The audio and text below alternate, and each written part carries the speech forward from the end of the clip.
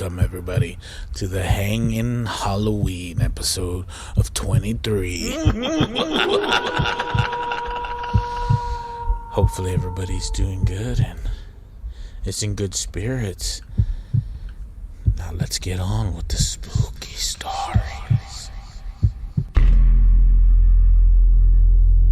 This first story is titled 4:58 a.m. and it was written by Yuki. Larson woke up startled in the middle of the night. He clutched his chest with his tiny hand, trying to dull the sharp pain in his heart.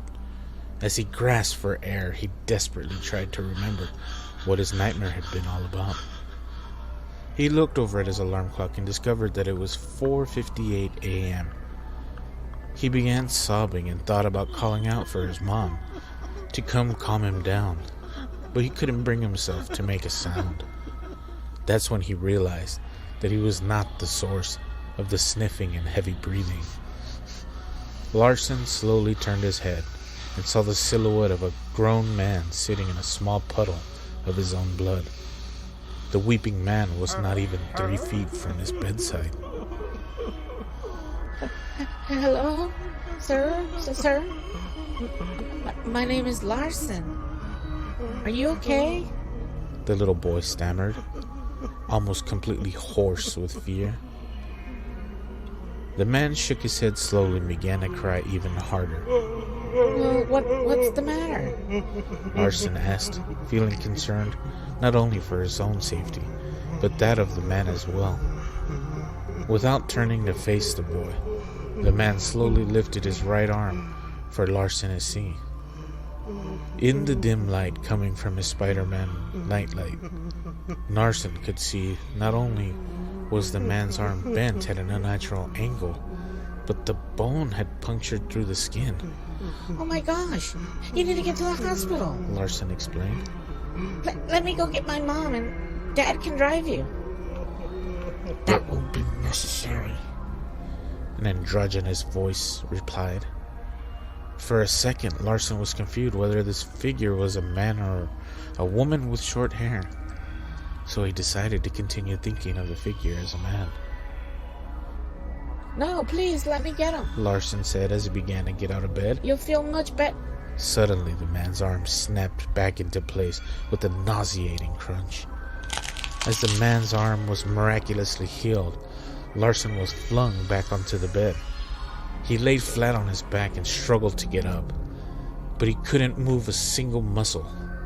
The man slowly stood up and turned towards the poor, frightened child as he struggled with all of his might to move even a finger.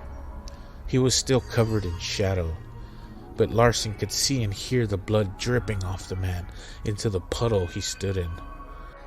What's happening? Larson cried, fearing for his life. Please let me go. I want my mommy. Oh, so you want to leave? Asked the deep, gruff, growling voice. Well, why didn't you just say so? The man began raising his left hand in the air. As he did, Larson began to rise as well. With a quick motion, the man flung his right hand, and Larson went flying towards the door. He was hit with a sickening thud before he had even had time to recover. The man quickly raised his left hand and then dropped it to his side, causing Larson to fly to the ceiling and then fall quickly to the floor. The man then used his right hand to send Larson flying into the wall by his bed. It's all happening so fast that Larson barely had time to cry out in pain. He laid on his bed, twitching and grasping for air. He cried silently as the blood trickled from his forehead into his eyes and his mouth. The pain was excruciating, almost to the point where Larson couldn't feel it. Almost. Why are you doing this to me? Larson practically whispered. The man's laugh was so loud that Larson was sure he'd be deaf by the end of it. The man took a few slow steps toward Larson's bed. In doing so, he entered the light emitting from the Spider-Man nightlight. As Larson stared at the man's face, he noticed something was off about it. Slowly he realized what the problem was. The man's face was not his own. It was somebody else's. The man's hair and ears were his own, but his actual face was held onto his head with the string that went across the back of his head. Larson wanted to vomit at the sight of the bleeding slab of skin, at the dark, empty eye holes, his sunken nose and chapped lips. The man's shoulders bounced as he chuckled silently to himself. And without a word, the man reached behind his back, and his hand returned with a long, glistening, razor-sharp knife. Larson began sulking in that moment because he knew he was going to die. But there was no other outcome other than his death. No one was coming to save him, and he definitely wasn't going to save himself. The man started to shake, subtly at first, then almost as if he was having a seizure. It was an unbearable cracking sound, and suddenly his head was facing the opposite direction. His arms and legs then extended outwards an extra 2 feet as he did sort of a back bend to support himself on his hands and feet. Larson screamed at the top of his lungs, absolutely terrified. Shut your fucking mouth! The man bellowed, and Larson immediately went mute. The man then turned with an amazing amount of speed and made his way towards Larson's bed, his arms and legs bending at awkward and horrific angles.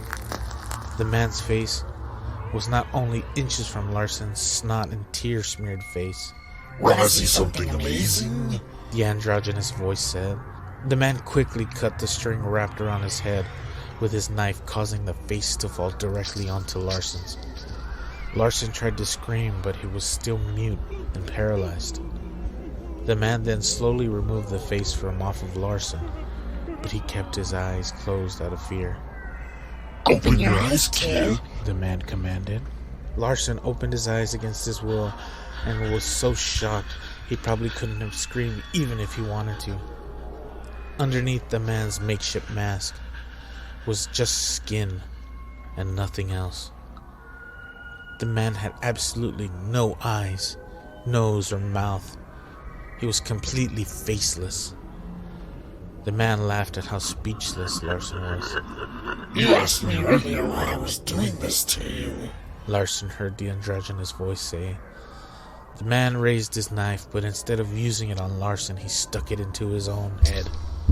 The man then proceeded to cut a slit where his mouth would be. Blood poured out of the gash and all over Larson's face. It filled his eyes and nostrils, and he was sure he would drown. Right when his lungs began to burn with the need for oxygen, the man wiped most of the blood off of him. The man then slowly leaned forward until Larson could feel his cold breath against his skin. It's because the hearts of pure children are my favorite. The man whispered with his new mouth. Larson then felt the blade enter his chest. His body felt ice cold as his blood began to stain his bed sheets. His vision began to blur, and he lost all feeling to his entire body. Right before he died, he heard a woman say, "See you soon, Larson." Larson woke up startled in the middle of the night. He clutched his chest with his tiny hand, trying to dull the sharp pain in his heart. As he gasped for air, he desperately tried to remember what his nightmare had been about. He looked over at his alarm clock and discovered it was 4:58 a.m. He began sobbing and thought about calling out for his mom to come calm him down, but couldn't bring himself to make a sound. That's when he realized he was not the source of the sniffling and heavy breathing. Larson slowly turned his head and saw the silhouette of a grown man sitting in a puddle of his own blood. The weeping man was not even 3 feet from the side of his bed.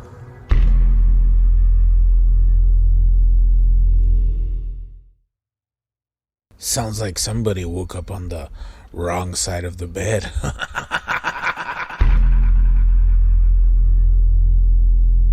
This next story is titled Call Me by Wayward Wanderer. When I was 14 years old, I received my first cell phone. It was one of those earlier models of phone, small, basic, and a burner. When I was in high school, all the cell phones were only able to make and receive phone calls and text messages. There weren't cameras or apps or even caller ID built into the phones. All of the older technology now seems so simple and innocent in comparison to today's models.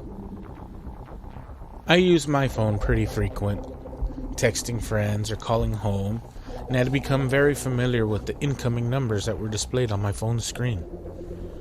After about 6 months, I received a call from a number I didn't recognize. I ignored it, figuring it was a wrong number, and I didn't think any more of it.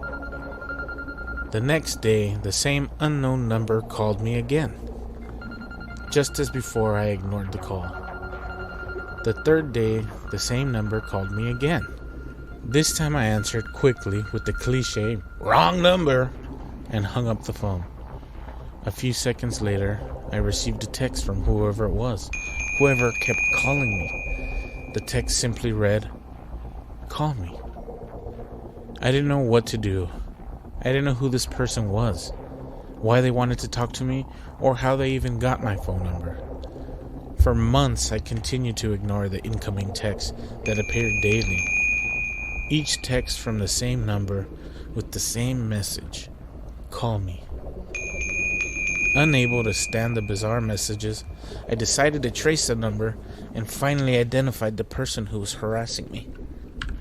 After a few minutes on the internet, I was able to trace the number to an exact location in the town. I arrived at the location only to discover that the number was for a public payphone. I didn't want to give up the search so quickly, so I chose to observe the phone for a while and see if anyone stopped by. I wasted my day watching the phone and seeing absolutely no one even approach the phone. I turned to leave when I received another text. The same text I had for so many weeks. "Call me." It was then I realized the text cannot be sent from payphones or only other cell phones. I turned around and saw a strange man with a red hoodie pulled up so I couldn't see his face. He was holding a phone in his hand, and he waved at me with the other. I was petrified as my mind began racing with questions. Who was this man? Where did he come from? Why was he calling me? How long had he been standing there? Was he there the whole time? Has he been watching me? Too scared to confront the man, I turned and ran as fast as I could for home. I told my older brother what happened, and he wanted me to take him to the phone. We got into his car, and I pointed out the phone on the corner. We got out of the car together, he a baseball bat in his hands, in case anyone tried to mess with us. We started checking the payphone, and we found that the phone had been tampered with, and concluded the man in red had manipulated the wires so it looked as though I was receiving phone calls from a payphone instead of his actual phone. Scratched in the side of the payphone were the words, "Call me." Needless to say, I got rid of my phone and bought a new phone with a new number, and life returned to normal for a while after that. But 2 months later, I received another strange text. This time, the text came from my old number and stated, "I bought a new phone too." I got rid of the phone and chose to never buy or use one again. Soon, someone began calling my house number and leaving the same message in a hoarse, raspy voice. "Call me." I now live without any phone in my life whatsoever. I never called the man, but that never stopped him from calling me or my family. Maybe it was Rebecca Black. Call me. Maybe.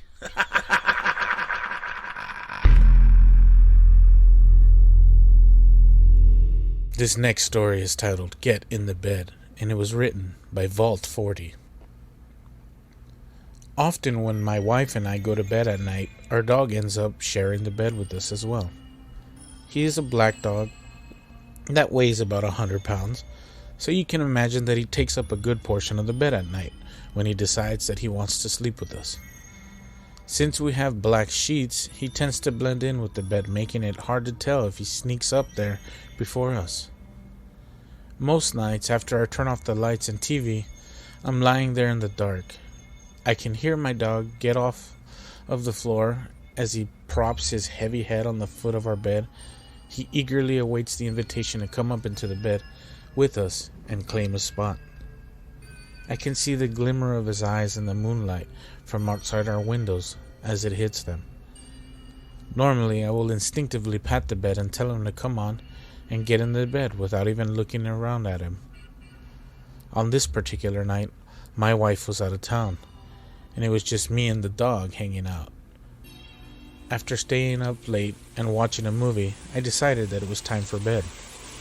I went through my normal routine of showering while my dog lay on the bed trying to get some sleep ahead of me.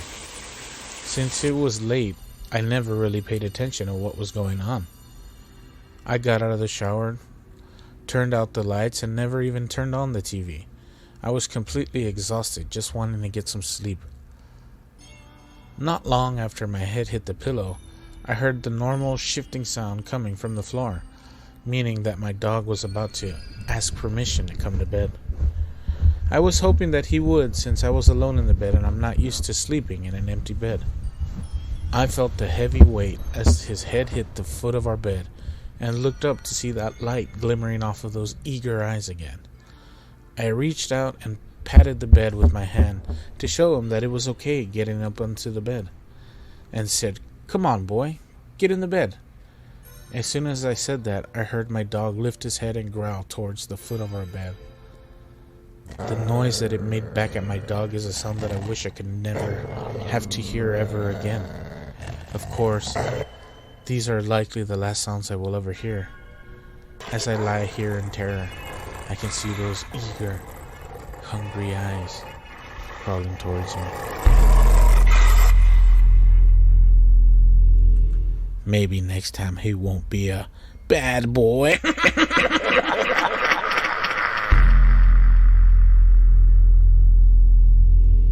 This next story is titled The Detective by Silent Madness.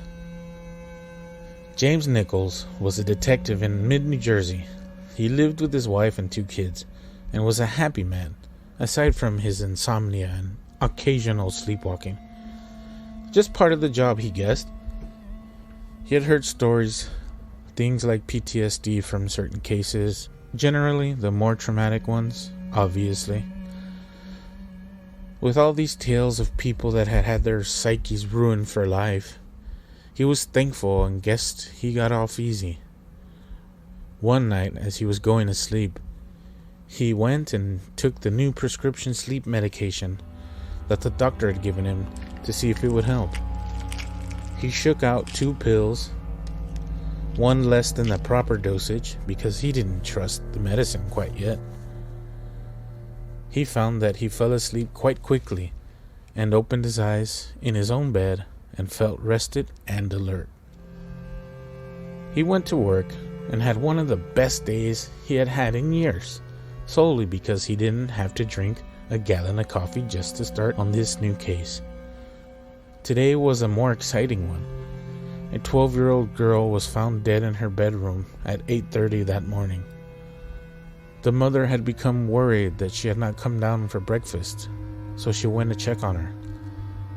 When he arrived at the house, he climbed out of the cramped squad car, his examination bag taking up more space than him in the seat. He entered the house after he was invited in by the mother and offered his condolences, skulking up the stairs. Solemn work, but it paid well. James found the girl in her bed, her throat slit from ear to ear. "Jesus Christ!" He asked the CSI officials to comb the room for evidence while he asked the mother some questions. She was cooperative, although distraught, which is understandable considering the circumstances. Was there anyone that would want to hurt her? Any enemies? Anyone that might want to get to you through her? Nobody. He asked her a few more questions and finished with the final one that was often the least helpful. Is there any other information you can give us that might help with this investigation? Well, she has a golden heart-shaped locket that she never takes off, not even asleep. She wasn't wearing it when I found her, and I couldn't find it in the room anywhere, said the mother. Surprisingly, she had given James a piece of information that could turn into an actual lead. The CSI examiners came up with not a single strand of evidence. Nothing. On his final scrutiny of the house, he found that the window to the room had been opened from the outside, and there were vines hanging from the sill. He decided that he had two things to look for: a golden locket and stained clothing from climbing up the vines to the window. He worked for days, weeks, trying the hardest he could to find the killer of the poor girl. Nothing pointed anywhere. He never could find a stained piece of clothing or a golden locket. Someone could have found it on the street, or maybe there were siblings or sightings. But he couldn't find anyone that had seen it, or any suspicious activity in that neighborhood that night. The case was finally closed, and no leads ever came up. The family was compensated for their loss of their youngest of 3 daughters, and the detective moved on to his next case: armed robbery at a gas station next to the highway. Easy. He had stopped taking the medication because of the murder. He had been working all night on the case. He solved the armed robbery case in a matter of hours, and the suspect was arrested that same day. That day, he came home, intending to take the medication once more so he could finally get some sleep. His kids were already in bed when he came home, as their bedtime was 8, and he usually got home around 10:30. He couldn't find his slippers, the comfortable ones he usually kept by his bed, so he decided to see if they were in his closet. He found them, but when he looked in his closet, he saw that he had left some clothing on the floor. Damn it! It was just a white t-shirt. He picked it up, intending to fold it, thinking about how good he was going to sleep again with that new medication. The last time he had taken it was the night before that extremely exciting case popped up. Maybe these pills were good luck or something. As he picked up the shirt, something fell out. The shirt had grass stains, he saw now. He looked on the floor for what had fallen out, and he picked it up. It was a golden, heart-shaped locket.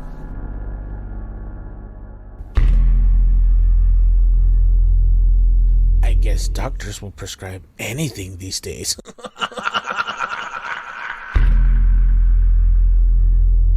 This final story is titled Antran, and it was written by Ehrlich Smash.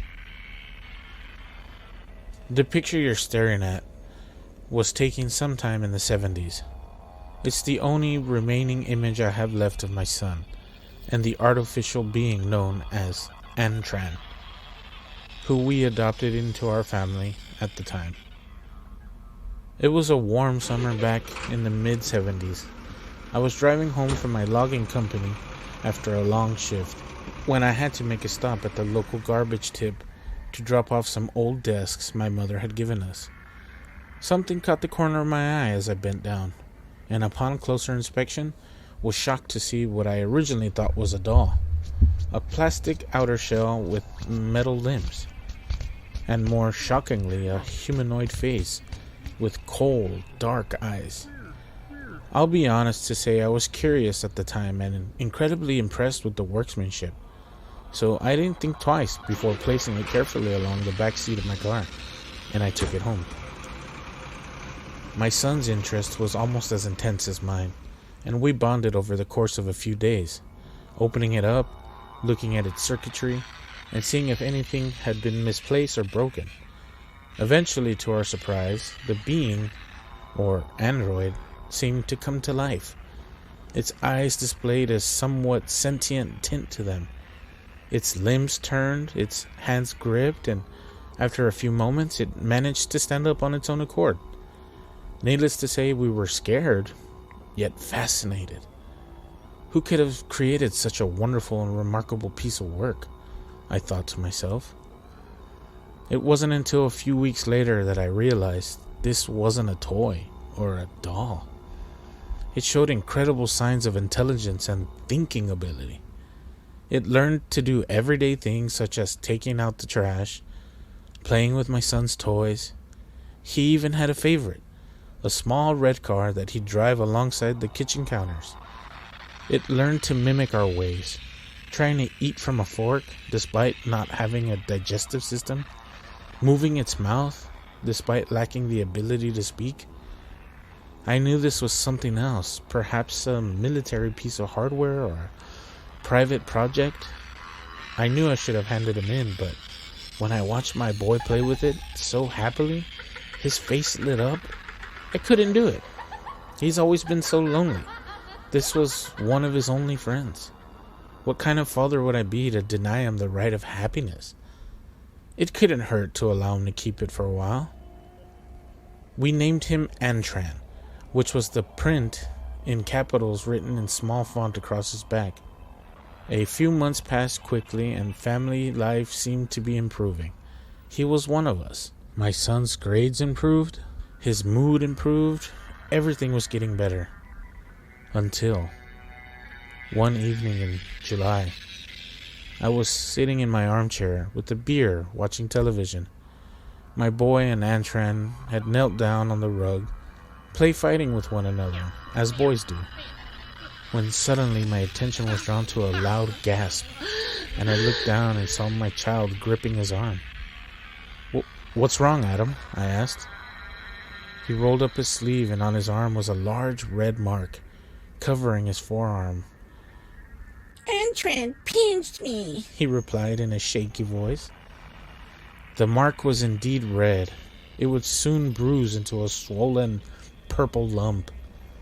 My fatherly instincts took over me, and like a parent telling off a naughty child, I shouted at the android. Its cold, metallic face for a moment seemed to show genuine sadness and sorrow, as though it didn't know its own strength, as though it was sorry. Its lips moved. Whether it was trying to muster up the words to apologize through language or merely copying what I was doing, we will never know. Later on in the evening, I apologized for shouting, told it everything was okay, and thought of nothing of it. A few weeks later, my child came into the room. It must have been early morning. My sleep was interrupted by a gentle creaking of my bedroom door. "Dad?" he whispered. "Yes, son," I replied. "It keeps looking at me." "What? What does?" I asked him through tired eyes. "Antran. He keeps looking at me, at the end of my bed." His voice trembled, fearful. I could tell something wasn't right. I noticed him rubbing his other arm and immediately called him over. Pulling up his sleeve, my heart sank. More bruises. Must have been 4, 5, all the way up his small arms. "Take off your shirt, Adam." I was trying to keep calm. I could feel a cocktail of emotions rising within me. Panic, fear, anger. He took off his shirt. As the waist pulled over his small head, my heart sunk even further, and my eyes welled up. Before me, my son stood, his small frame coated in bruises, different sizes, different shades of browns and purples. Immediately I got up and stormed to Adam's room. Nothing. I shouted at the top of my lungs for the being. Looking under the bed, out the closed bedroom window. Nothing. Suddenly a loud knock from above us, then hard footsteps. "It's in the loft," I whispered, my eyes to the heavens. As I paced down the corridor, I noticed the walls on either side of me were coated in scratches, all the way up to the now swinging piece of string that leads to the loft door. Slowly I pulled it open. telling my scared son to stay where he was. The ladder fell down, and I climbed up.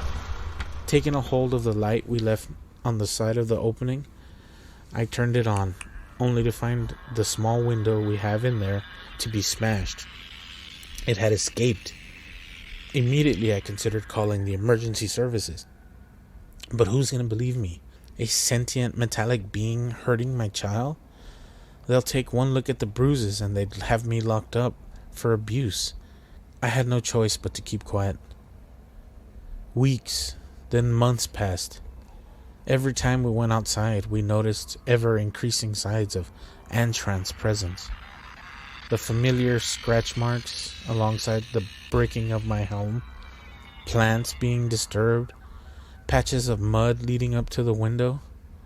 I feared for my son, taking him to and from school, never letting him out of my sight. What had caused this sudden hostility towards us? Had we done it wrong? Was it my shouting? I found myself speaking out loud in the evenings, apologizing to the walls, to an empty room in hopes Antran would hear, hoping he would stop taunting, the endless stalking. But my attempts were in vain.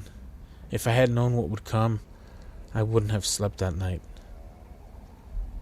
My sleep was once disturbed again, though this time by a blood-curdling scream. My eyes darted open, and immediately, almost as a natural instinct, I rushed to my son's room. It was too late. The room had been turned upside down. Everything was on the floor, the bed sheets ripped, and his window smashed. I burst into tears, screaming at the top of my lungs for my son back. I called the police, telling them my son had been kidnapped. They asked if I had seen the culprit. I lied and said I hadn't, hoping the images of my son would be enough, like they'd believe that the doll was sentient, harmful. For the next few days I cried myself to sleep, sobbing like a child. Life wasn't worth living anymore. I wish I had never found that thing. I betrayed my son's trust in me as a father to protect him, and now I pay the price. It was a September dawn, as I sat in my armchair drinking, when I heard the pantry door creak open. "Adam!" I called, rushing to the kitchen. Again, nothing, except there on the kitchen counter, Antran's favorite, red toy car. I think that red car must have been a Mazda. Zoom, zoom, zoom, zoom, zoom, zoom.